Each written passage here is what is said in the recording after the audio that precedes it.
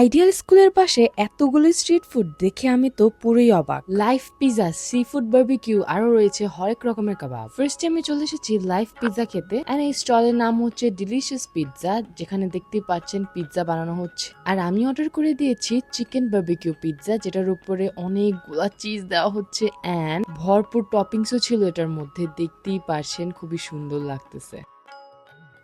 So আমি তো দেখেই লোভ করছিলাম পিৎজা খাওয়ার। এটাতে যদিও বারবিকিউ সসটা কম দেওয়া হয়েছে, কিন্তু মাংস আর মাশরুমের পরিমাণ এত বেশি ছিল যে পিৎজাটা পুরোই ওয়ার্থ ইট।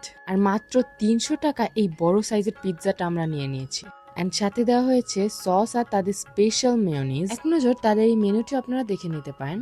এরপর আমি ঘোরাঘুরি করছিলাম, চিন্তা করছিলাম কি খাওয়া যায়। আগে সবগুলো স্টল আমি দেখে নিলাম, দেন লাস্টে আমার এই স্টলটা অনেক সুন্দর লাগে, খুবই সুন্দর করে গুছানো আছে এবং দেখলাম ওরা ওয়েজেস সেল করছে।